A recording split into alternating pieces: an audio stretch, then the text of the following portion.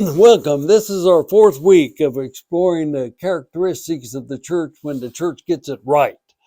Um, the essential core of these weeks is the understanding I'm working on, and that is that the church is a human endeavor. It's a human endeavor to organize and ordain the followers of Jesus. And the criteria of when the church gets it right is when it is aligned with agape love. So, with those two understandings, we have looked at the characteristic of being sent, the characteristic of being bold, the characteristic of working as partners with other people in the first three sessions.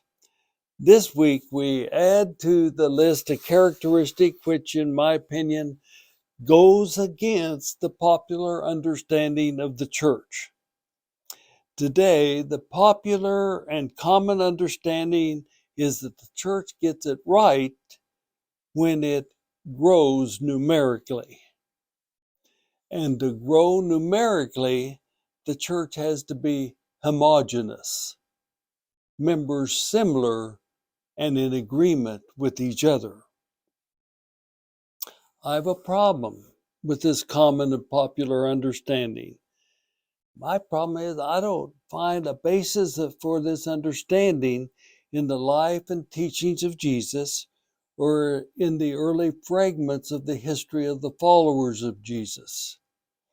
You see, Jesus' earliest followers we refer to as disciples. There was nothing similar about these 12 or others who chose to follow the way of agape love as taught and lived by Jesus.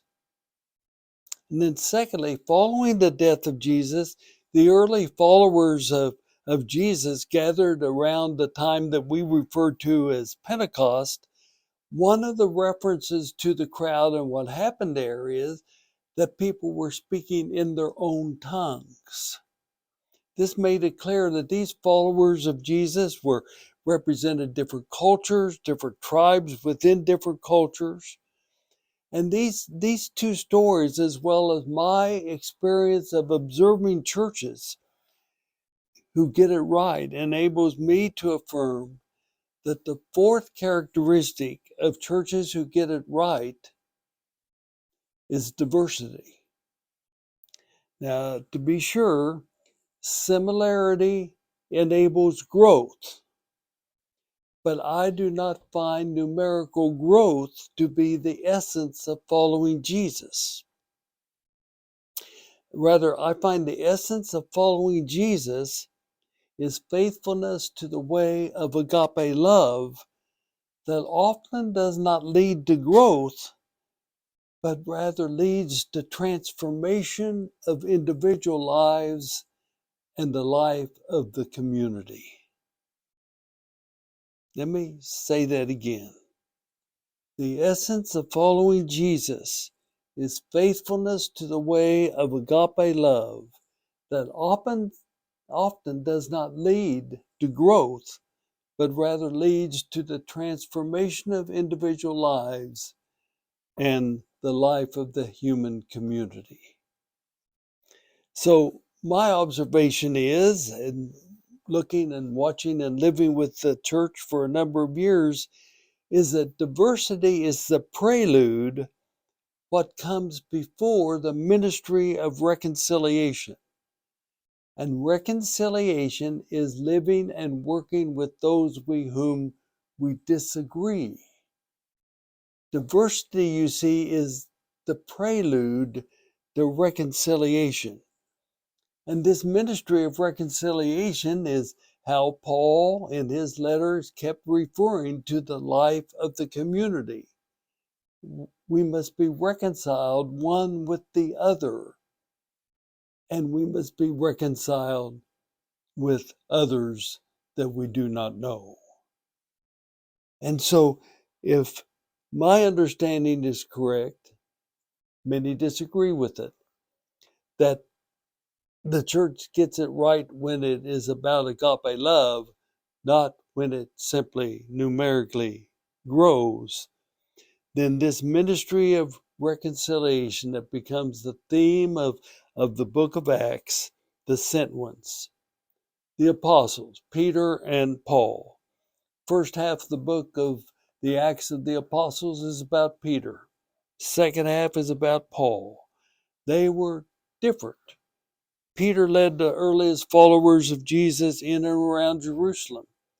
Paul led the early followers of Jesus throughout the Mediterranean world. Some early followers of Jesus insisted that the mark of faithfulness was circumcision of the male, the head of the family, the head of the household. Others insisted that this mark was not the mark of faithfulness in following Jesus. On and on we can illustrate that the early followers of Jesus, those who were captured by and spread the way of agape love, were marked by diversity, not similarity, and were marked by reconciliation, not by growth. 250 years ago, the founder of the Methodist movement, John Wesley, was a priest in the Church of England, which was governed by orthodoxy. Orthodoxy being what all adherents had in common. Their similarity with each other included beliefs and practices. Wesley countered this by saying, "Beware of orthodoxy. Believe that Jesus is your Lord and Savior and hold any opinion that you wish." This is the reason why the Methodist tradition holds fast of having no doctrinal essence or foundation, insisting on agreement. Rather, the church gets it right when it's marked by diversity, which is the prelude to reconciliation.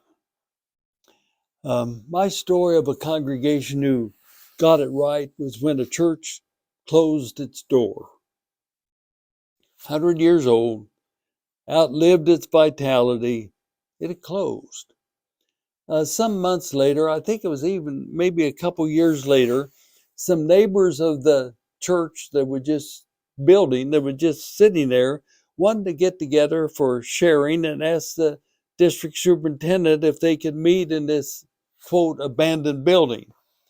They met. The only similarity is that they were neighbors.